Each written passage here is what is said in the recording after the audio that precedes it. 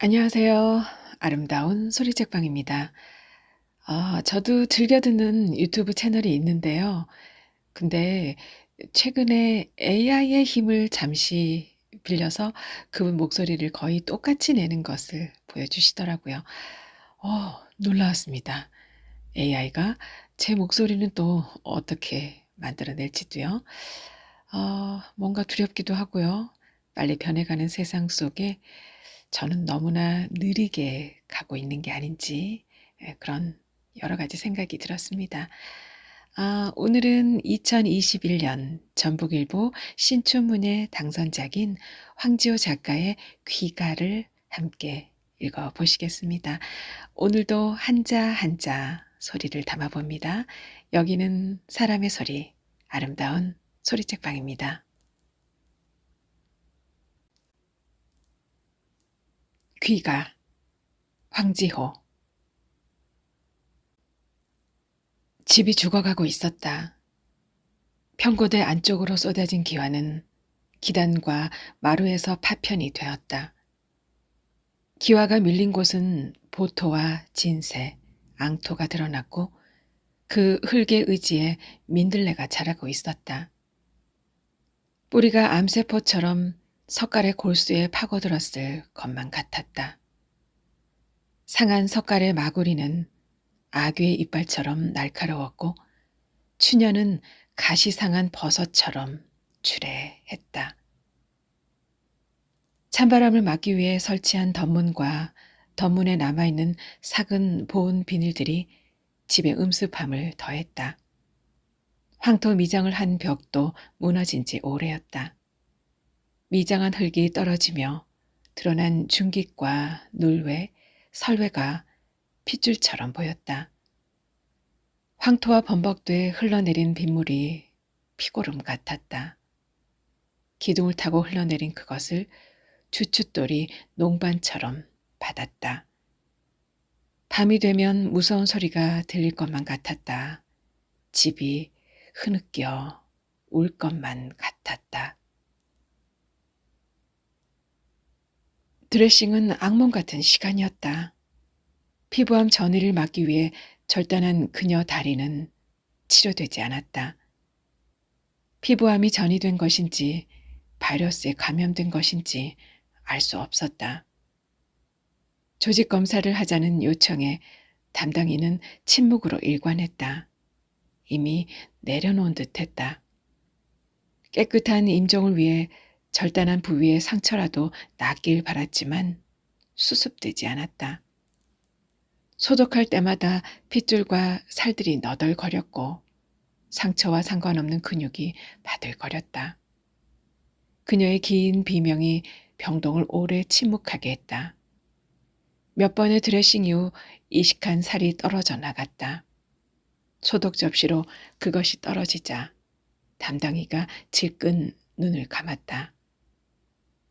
시간이 지날수록 뼈와 근육 사이가 벌어졌다. 이격을 봉합할 수 있는 것은 없었다.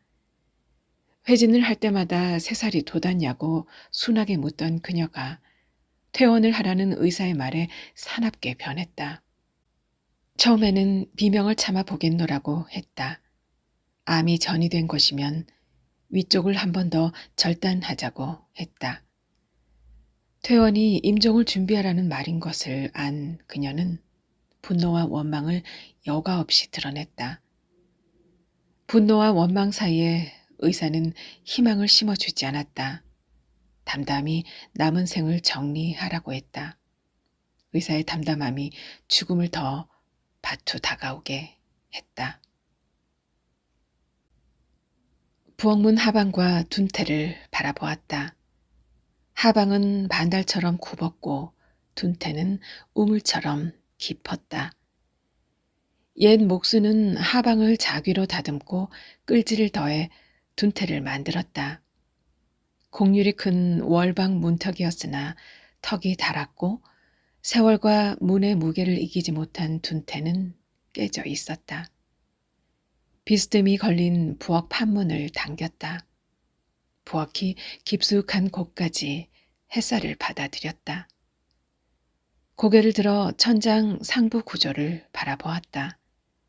좌측 대들보와 우측 평주를 휘어진 충량으로 연결하고 전후면 도리를 연결하는 멍에를 충량 위에 가로질러 걸었다. 그 위 외기도리에 추녀와 석가래를 걸었다. 충량과 멍의 곡선이 은은했고 모를 접어 순해 보였다. 손 대패로 다듬은 석가래의 살결이 매끄러울 듯했다.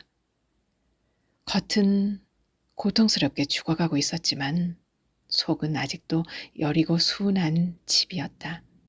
부엌과 안방을 연결하는 눈곱재기 창은 그대로였으나 그 아래 부뚜막에 걸려있던 암수 솥은 사라지고 없었다. 오래 비어있던 집이니 고물상들이 남겨놓을 리 없었다. 솥을 잃은 부뚜막은 무너졌고 쌀 뒤주는 사라져 빈자리에 먼지가 앉았다. 솔가리는 숨이 죽었고 섭은 사가 땔감답지 못했다. 석유 골로와 사기 그릇들이 바닥에 어지럽게 흩어져 있었다. 그 사이에 놓인 한쪽 술날이 다른 노숟가락 하나를 집어들었다. 유리를 만진 듯 차가웠다. 손가락으로 입술을 만들어 솔잎을 천천히 쓸었다. 파란 녹이 더 진하게 드러났다. 노숟가락을 작업복 안주머니에 넣었다. 부엌방 홑겹 대살문 너머로 작은 항아리 몇 개가 보였다. 항아리에 소분된 간장과 된장을 고물상도 차마 내쏟지 못한 듯했다. 간장과 된장은 이미 오래전 발효의 끝에 다다랐을 것이다. 정맥주사 속도를 조절하기 위해 고개를 숙이자 그녀가 감나무 새순이 돋았냐고 물었다. 그 즈음이라고 답했다. 정월에 담은 간장을 갈라야 하니 이제 그만 집에 돌아가자고 했다. 집에 돌아가면 감나무 새순이 돋기 전에 간장을 가르고 새순이 피면 모짜리를 준비하자고 했다. 논두렁이 미끄러울 텐데 한쪽 다리가 없어 걱정이라고 했다. 오디새가 울기 전 밭가리를 마치고 접동새가 울면 외를 심자고 했다. 감꽃이 피면 논두렁에 서리태를 심고 감꽃이 질 때면 메주콩을 심자고 했다. 뻐꾸기가 울면 참깨를 심고 고추 잠자리가 날면 김장배추를 심자고 했다. 눈 오기 전에 모은 솔가리가 불담이 좋은데 삼배탈에 갈퀴질을 할 수 있을지 모르겠다고 했다. 그녀가 첫눈이 내린 날 아침 햇빛이 문고리에 걸릴 무렵 그를 낳았다고 말했다.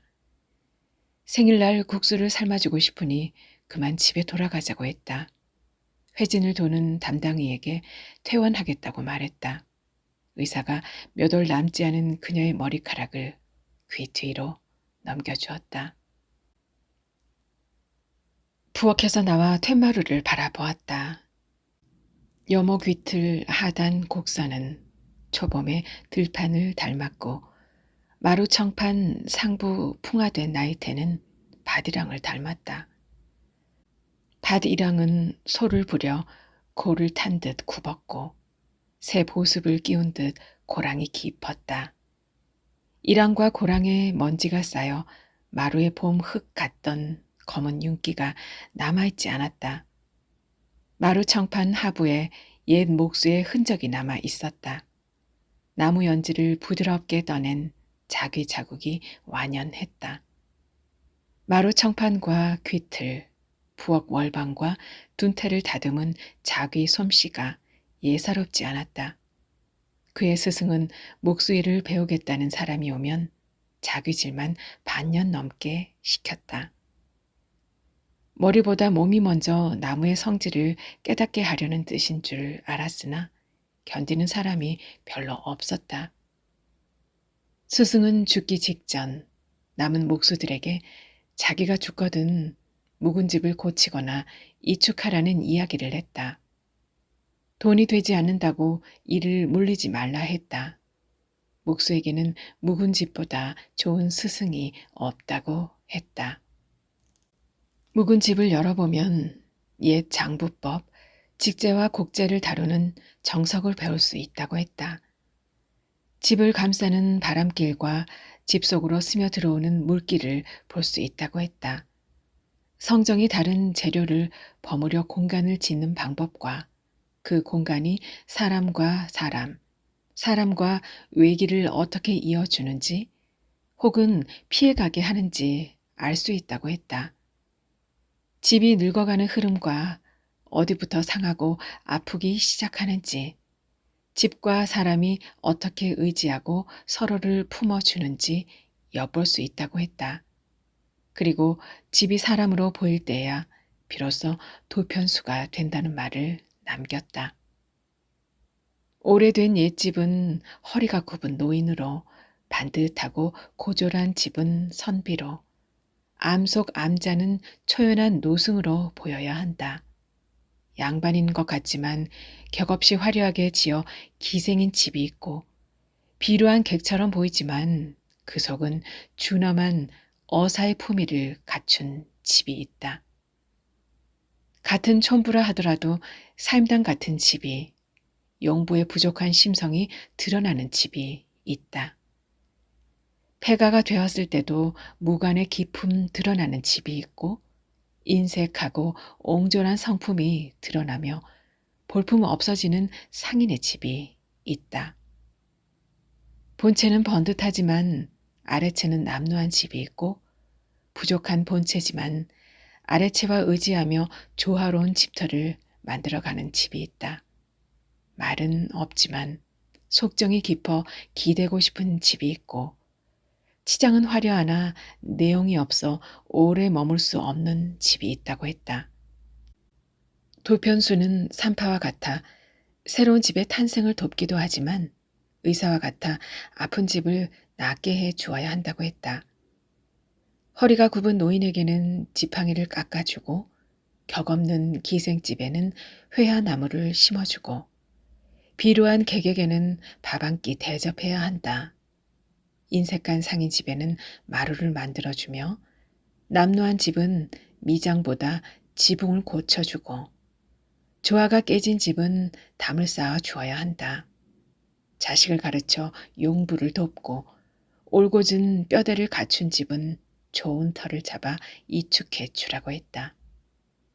혹여 그럴 수 없는 집이라면 주인이 이미 속괭을 확인한 집이거든 정성을 다해 염습을 해주라 했다. 염정이가 되어 시충이 나오더라도 진맥하듯 시신을 닦고, 가죽 같은 빈 몸, 피고름 담긴 육신이라 생각하지 말고 성심을 다해 염을 하라고 했다.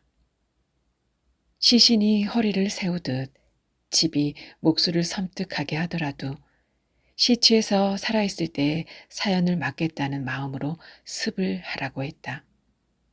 조각난 수장제, 부러진 보머리라도 함부로 버리지 말고 화장을 하되, 그 마지막 육신으로 어느 집 행랑채에 한번 따뜻하게 데울 기회를 만들어 주라고 했다. 화장이 끝나면 쟤는 부추밭에 뿌리고, 좋은 날을 골라 부추를 걷어 막걸리 한 잔 하되, 첫 잔은 반드시 고수레를 하라 했다. 그리고 잊으라 했다. 은하수 같은 부추꽃이 발목을 잡아도 집과의 인연은 이미 끝난 거라고 생각하고 등을 보이라 했다. 배 목수가 집을 철거할 일꾼들과 함께 마당에 들어서며 그의 분위기를 살폈다. 그녀가 집으로 돌아왔다. 등에 업혀 마당을 지날 때 지붕 용마루 봉문이 쓰러졌으니 세웠으면 좋겠다고 했다. 툇마루에 내려놓자 비닐 덧문을 걷지 그랬냐며 나직하게 나무랐다.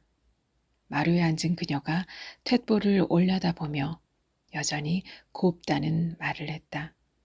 그리고는 집 치울 일이 걱정이라 했다.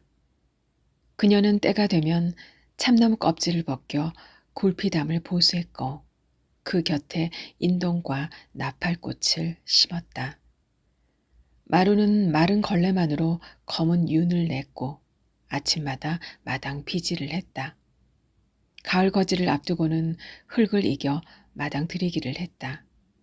좋은 흙을 따로 선별해 바람벽 틈을 메웠고 남은 흙으로 부뚜막과 한 대 부엌을 보수했다. 그녀가 집이었고 집이 곧 그녀였다. 개수물도 마당에 함부로 쏟는 일이 없었다. 윗물은 다시 썼고 아랫물은 거름에 더했다. 바람이 불면 처마 끝에 매단 시래기를 뒤집었고 구름이 들면 수채를 확인했다. 겨울이 오기 전 마루에 덧문을 달았고 봄이 되면 걷었다. 같은 날 새살문에 창호지를 발랐다. 봄에는 꽃잎을, 가을에는 낙엽을 폭에 넣었다. 외양간 옆에는 손수 막을 짓고 토끼를 키웠다. 토끼가 새끼를 보면 동물도 사람도 주변 왕래를 금했다. 개가 해산을 하면 웬 새끼로 꼰 금줄을 대문에 치고 돌아와 어미 개 곁에 앉아 어떤 말들을 주고받았다. 곧 미역국을 끓여 오래 쓴 해산 바가지에 담아 어미 개에게 먹였다. 3, 7일이 지나면 금줄을 걷었고 그때서야 강아지를 안았다. 마당은 암탉과 그 새끼들의 터전이었는데 평화롭게 논이는 병아리를 좋아해 고양이만은 키우지 않았다. 그녀는 그녀의 집에 사는 것들을 죽여 양식으로 삼는 일이 없었다. 가축은 그저 키우는 것이었을 뿐 그 숨과 몸을 거두어 먹이로 삼지 않았다.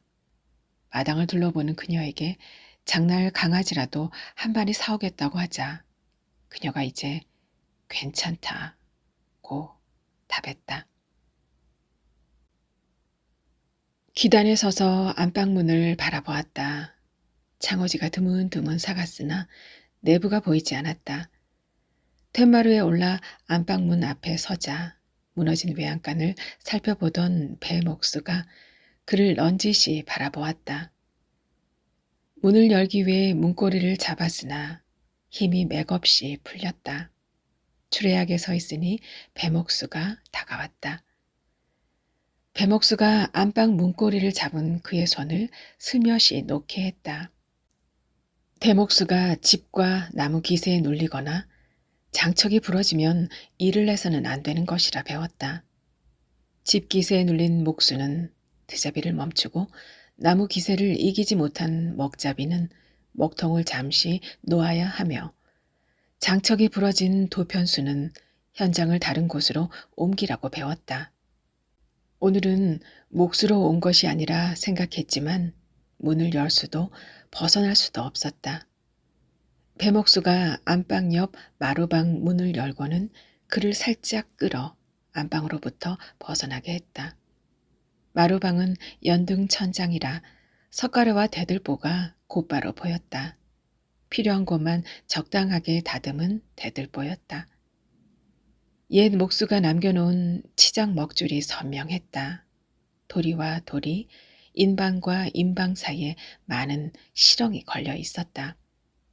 채반을 걸어 누에를 키우고 꽃 열매와 뿌리를 말리던 시렁이었다. 칸 전체 바닥에 깔린 마루 청판은 틈조차 벌어지지 않았다. 마루 막장을 보기 위해 고개를 숙이자 냄새가 났다. 집도 사람도 육신의 허물을 벗을 때는 냄새가 나는 법. 상처에서 지물과 피고름, 냄새가 계속 흘렀다. 거즈를 떼면 살점이 묻어나왔다. 죽은 살이 죽어가는 살을 부여잡았다. 붕대를 동여맬 수 없었다. 이팝나무 꽃잎 같은 구더기가 생기기 시작했다. 그럴 수 있다는 것을 처음 알았다. 그녀는 여간에서 몸을 움직이지 않았다. 욕창이 위험해 움직여야 한다고 말하니 이 방바닥에 어떻게 냄새와 얼룩을 남기겠냐고 했다.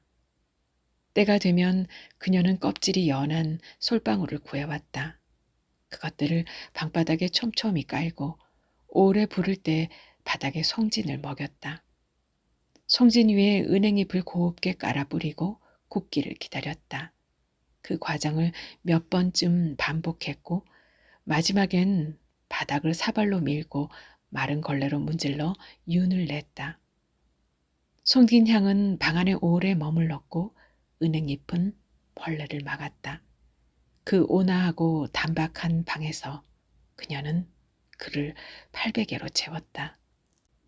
그녀를 위해 의료용 중고 침대를 사왔다. 침대 시트를 갈 때마다 그녀는 두 팔로 그의 목을 꼭 감싸 안았다.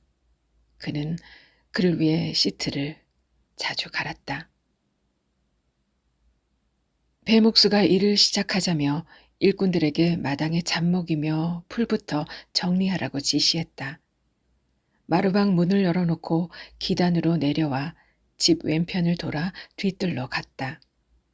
풀과 잡목으로 뒤덮인 뒤뜰은 버덩과 다름없었다. 배목수가 일꾼들에게 낫을 받아와 길을 냈다. 장독대의 항아리, 뒤뜰 툇마루, 작두샘 손잡이가 남아있지 않았다. 버선 본을 뒤집어 햇빛을 되쏘아 노래기와 지네를 쫓았던 장독대엔 개망초가 무리지어 자라고 있었다. 새벽녘 잠이 깨 소쩍새 소리를 들었을 뒤안 툇마루에는 동바리만 남아있었고 손잡이는 사라지고 몸만 남은 작두샘은 이제 그만 쓰러지고 싶은 듯했다.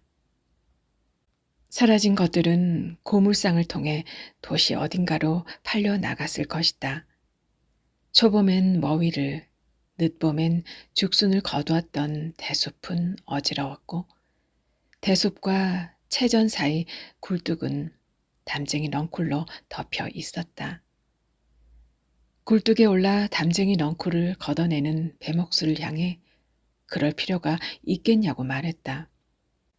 배목수는 비록 무너뜨리더라도 굴뚝을 이렇게 놔둘 수는 없는 법이라고 말했다.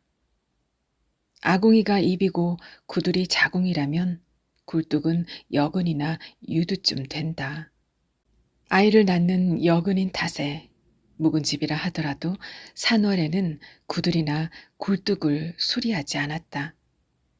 난산일 때 지아비는 굴뚝 덮개를 열고 키로 붙이고 시어머니는 치성을 드리라 조언했다. 온 집안 사람이 산모를 위해 굴뚝에 모여 마음을 쏟으라 말해주곤 했다. 넝쿨을 제거한 배목수가 조심스럽게 굴뚝을 내려왔다. 목욕이 어려워 그녀의 몸을 자주 닦아주었다. 손가락에 눌렸던 살이 다시 회복되는데 오래 걸렸다. 핏기 없는 피부라 젖은꽃이 선명했고 겨드랑이를 닦아도 간지러워하지 않았다. 쪼그라진 젖을 닦을 때면 고개를 돌렸고 사타구니를 닦을 때면 몸을 비틀었다. 그럴 때면 계모 아니냐고 농담을 했다. 여기에서 내가 태어났고 이 젖으로 나를 키우지 않았냐고 말했다.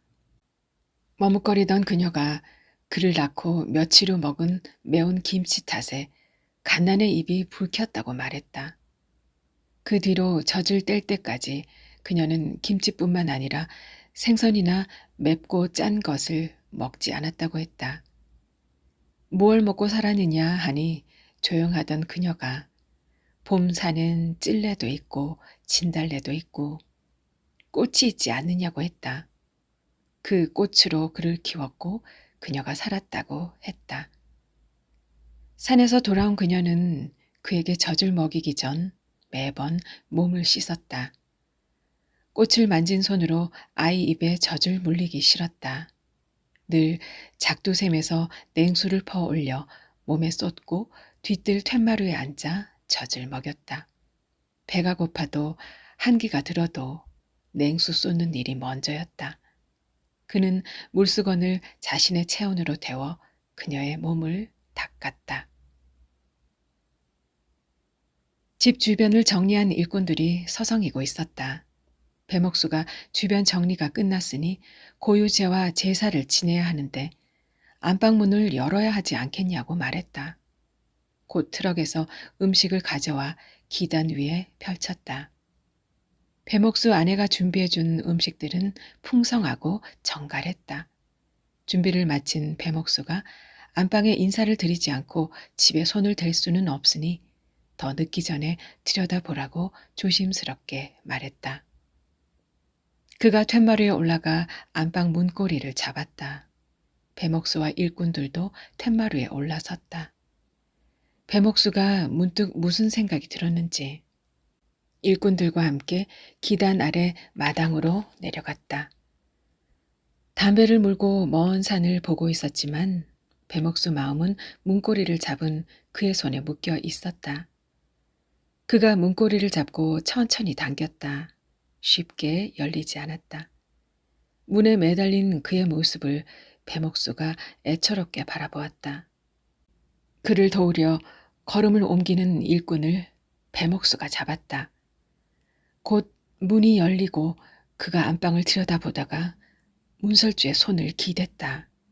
일꾼들이 기단에 올라 안방을 바라보았다. 그곳에 무덤이 있었다.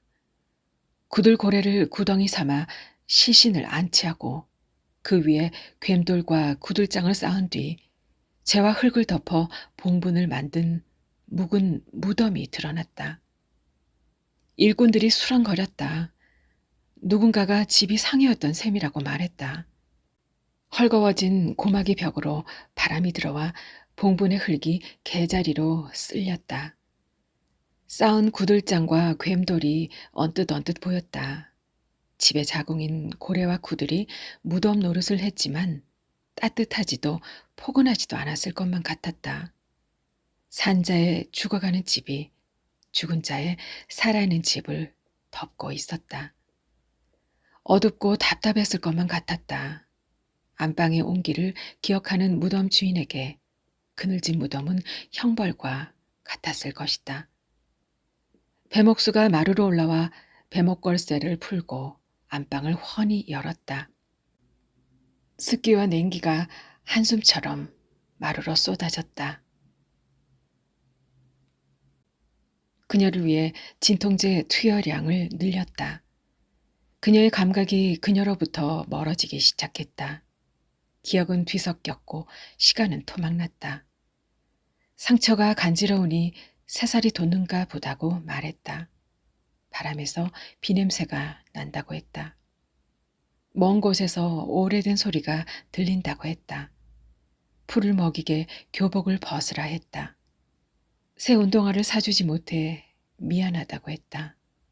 작설 같은 손톱을 깎아주었던 아침을 그리워했고 품앗이에서 남겨온 사탕이 늘 녹아 서운했다고 했다. 남편이 죽었던 새벽에 한방눈이 내렸다고 했다. 그이가 마지막 숨을 내쉬었는지 들이쉬었는지 기억이 나지 않는다고 했다. 그녀가 다가오는 시간은 멀었고 공간은 넓어 불분명했다.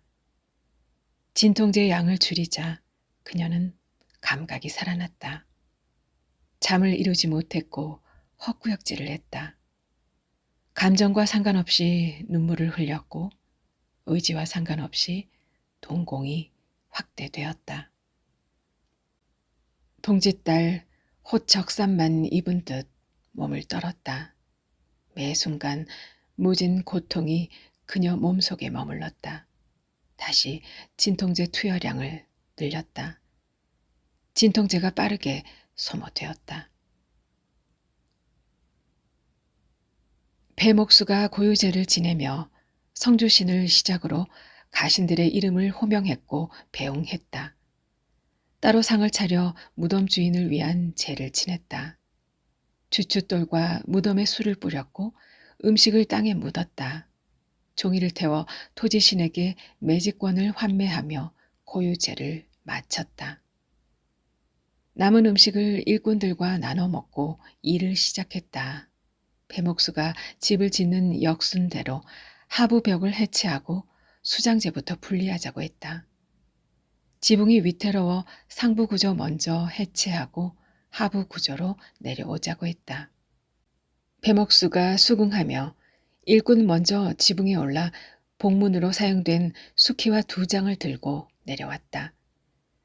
수키와 표면에 무명천 자국이 선명했다.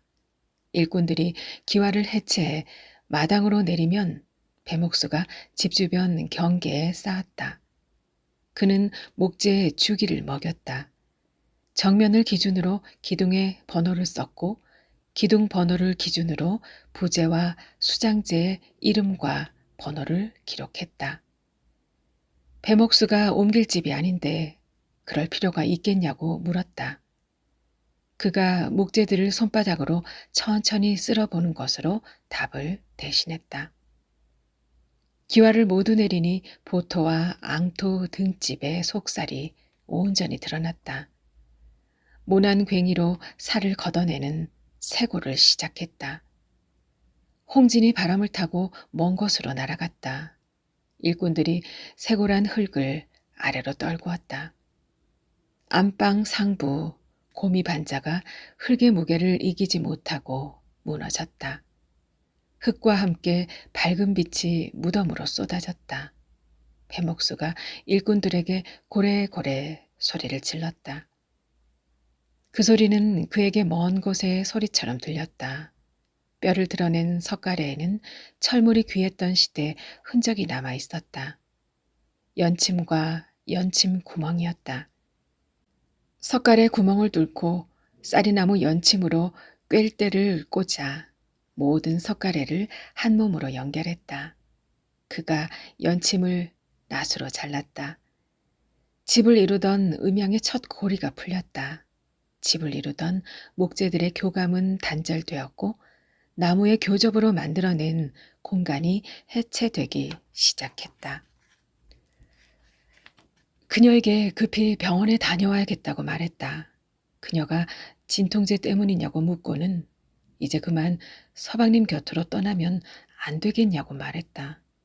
그의 눈에 눈물이 고였고 그녀가 그의 손을 잡았다. 그녀의 손바닥이 그의 손등을 덮었고 곧 그녀의 가냘픈 손가락들이 그의 엄지와 검지 사이로 들어왔다. 그의 손이 그녀의 손가락을 살며시 움켜 잡았다. 잠시 후 그녀가 그의 손으로부터 그녀의 손을 거두어 갔다. 두 손끝이 떨어지는 찰나는 길고 느렸다. 그녀가 거둔 손으로 안방 벽장을 가리켰다. 벽장 안쪽 오른쪽 끝 벽지를 걷어내면 고미 반자 위 고물에 들어갈 수 있다고 말했다. 고물 구석에 지프로 덮어놓은 도자기가 있으니 그것을 가져오라고 했다. 도자기에는 아편이 들어있었다.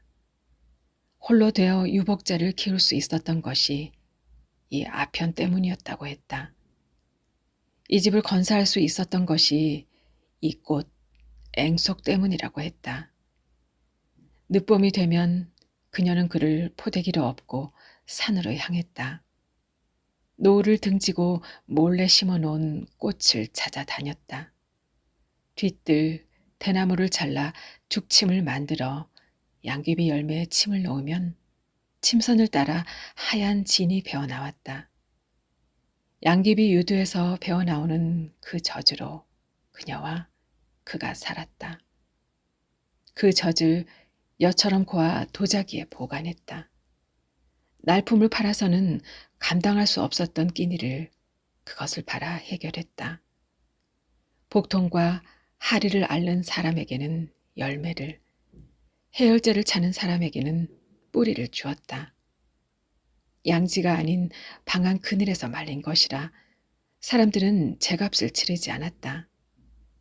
해수를 다스리고 연패에 쓰려는 사람은 적은 양의 아편을 사갔지만 눈이 이미 초점을 잃은 사람들은 많은 양을 사갔다. 그녀는 양귀비를 심고 아편을 거두는 것보다 그것을 사러 오는 사람이 더 두려웠다.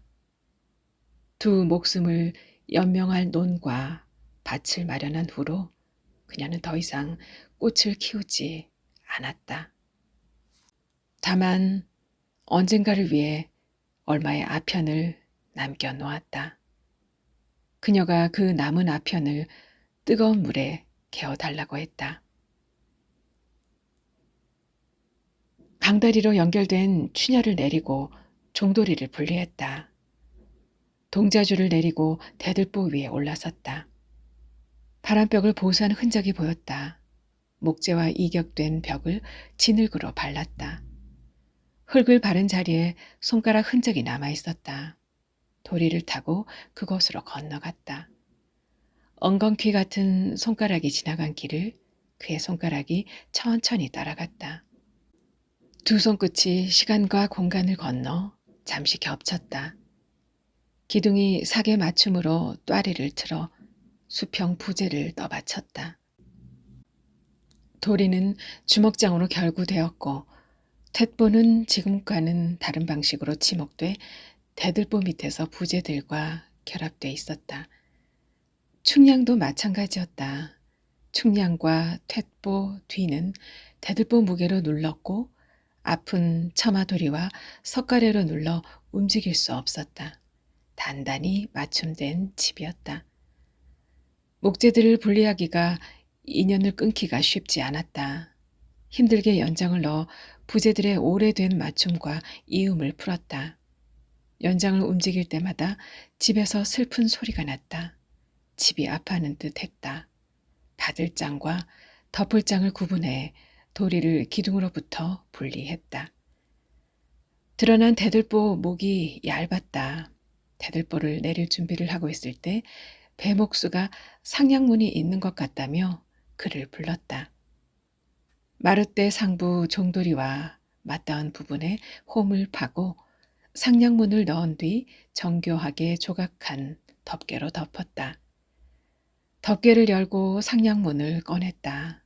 숭정으로 시작하는 상량문에는 초석을 놓은 안초일, 기둥을 세운 입주일, 마룻대를 올린 상량일을 기록했고 끝에는 상량 사주를 부기했다. 안초일은 집이 잉태된 날이고 입주일은 뼈가 생긴 날이며 상량일은 집이 생명을 얻은 날이다. 그가 상량문을 접어 주머니에 넣었다. 집의 영혼을 그가 거두었다.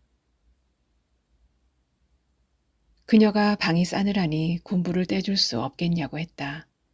솔가리와 마른 섭을 불쏘시개 삼아 아궁이를 말리고 장작을 밀어 넣어 방을 따뜻하게 했다.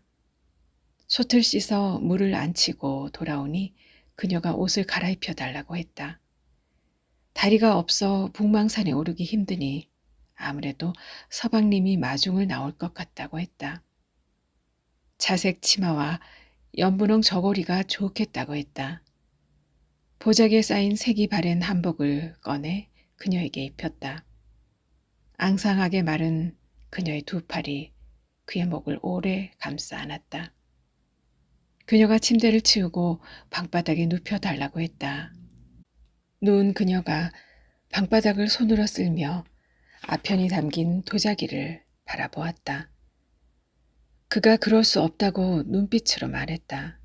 그녀가 희미하게 웃으며 아픔을 덜어주는 것뿐이라고 말했다. 단단하게 굳은 아편에 물을 조금 붓고 솥 안에서 중탕을 했다. 잘 녹지 않았다.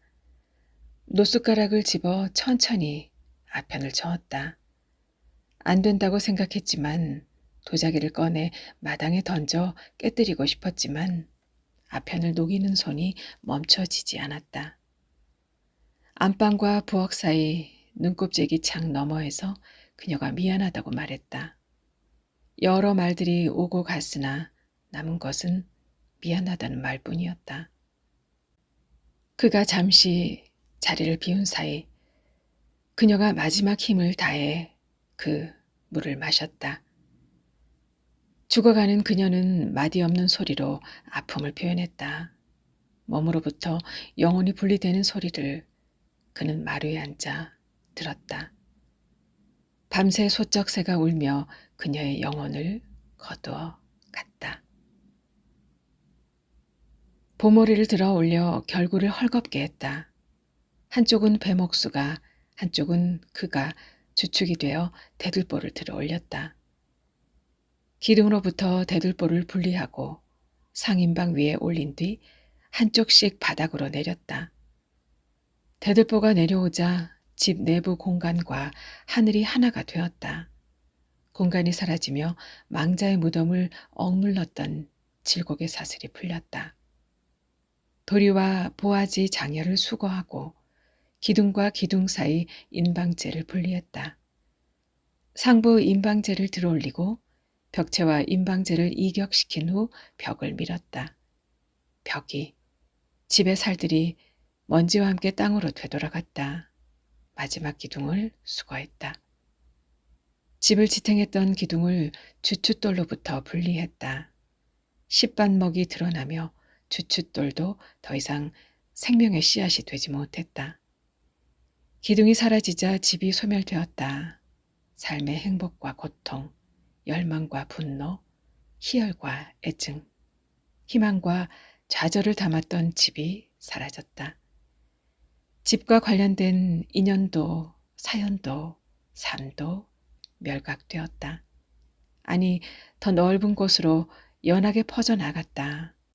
해체된 집의 모든 뼈들을 마당 가운데 얼기설기 쌓아놓고 일꾼들을 보냈다. 배목수와 그가 마지막 집, 무덤, 개장을 시작했다. 그가 새안의 나무처럼 떨던 몸을 멈추고 마루에서 일어나 안방문을 열었다. 태아처럼 몸을 웅크리고 길게 뻗은 오른손에 얼굴을 얹고 그녀가 죽어 있었다. 안방도 그녀의 몸도 차갑게 식어 있었다. 그가 그녀의 웅크린 몸을 반드시 펴고 팔을 구부리려 했으나 뜻대로 되지 않았다. 우두둑 소리가 날 것만 같았다. 그녀를 안아 마루방에 옮기고 안방 바닥을 파기 시작했다. 그녀가 송진을 먹이고 윤을 낸 방바닥을 모난 괭이로 파냈다. 방통 미장을 걷어내고 구장들 위에 모래와 자갈, 새침한 흙을 걷어냈다. 구들장을 드러내 한쪽에 쌓았다. 고래 쌓인 재를 긁어내고 고래뚝 일부를 무너뜨려 그녀가 누울 자리를 만들었다. 그녀를 마루방에서 안아 올렸다. 굳은 그녀의 몸은 더 이상 그를 감싸 안아주지 않았다. 그녀를 구들 바닥에 눕히고 그녀의 얼굴을 마지막으로 쓸어주었다. 고래뚝 위에 이맛돌과 구들장을 올려 그녀의 관을 만들었다. 염습도 보공도 없었다. 구들장과 괸돌을 가져와 쌓고 흙을 덮어 집의 자궁에 그녀의 유택을 만들었다. 그는 그 길로 집을 떠났다. 목수가 되어 자귀질을 배우고 먹통을 잡았다. 대나무 칼로 먹줄을 긋고 끌질을 했다. 산파와 의사, 염장이 노릇을 하며 멀리로 맴돌았다. 곰이 반자 잔해를 걷어내고 무덤을 개장했다. 봉분을 이루었던 흙과 구들장, 괸돌을 걷어내고 배목수가 관 덮개로 쓰인 이맛돌과 구두장을 드러냈다. 그곳에 그녀가 있었다. 자색 치마와 연분홍 저고리는 사가 없어지고 그녀의 웅크린 유골만 남아 있었다. 길게 뻗은 팔이 어서 오라고 손짓하는 듯했다. 유골의 어두운 두 눈에서 눈물이 흐를 것만 같았다. 배목수가 말없이 유골을 수습했다. 유골은 여전히 한쪽 다리가 없었고 살이 잘 사가 새 골이 필요 없었다. 그녀를 하얀 종이에 싸서 함에 담아 그에게 건넸다. 그가 그녀의 유골함을 들고 마당으로 갔다. 쌓아놓은 집의 유골들 사이에 그녀의 유골함을 앉혔다. 유골함 위에 상냥문을 올리고 주머니에서 노숟가락을 꺼내 눌렀다. 배목수가 바닥에 깔린 솔가리와 마른 섭에 불을 붙였다. 집과 집이 타오르기 시작했다. 노을에 닿을 듯 집들은 무섭게 타올라 하늘로 솟구쳐 올라갔다. 그가 불꽃 끝 먼 하늘을 오래 바라보았다. 하얀 재가 그의 어깨 위에 소복이 내려 앉았다. 이렇게 어머니는 귀가 집으로 돌아가게 되신 걸까요? 집에서 맞는 임종을 한옥 건축물과 함께 그 상황들을 저도 읽으면서 그려봤습니다. 건축물 각종 용어도 새로웠고요. 황지호 작가의 귀가 읽어봤고요. 이어서 작가의 수상 소감을 함께 하겠습니다. 그날 모악산 산행이 떠오릅니다. 안개가 진했던 늦가을이었습니다. 안개는 곧 는개로 변해 나갈 길을 자주 확인해야 했습니다. 익숙한 길이었으나 불안감이 밀려왔고 불안감은 두려움에 닿았습니다. 정상을 넘기 위해 서둘러 걸음을 옮겼습니다. 오래 걸었으나 정상은 나오지 않았고 도착한 곳은 낯선 마을이었습니다. 길을 잃었던 것이죠. 갈림길에서 방향을 틀었나 봅니다. 자주 다니던 산이니 길을 잃기 쉽지 않은데 스스로 의지를 꺾고 벗어났을 겁니다.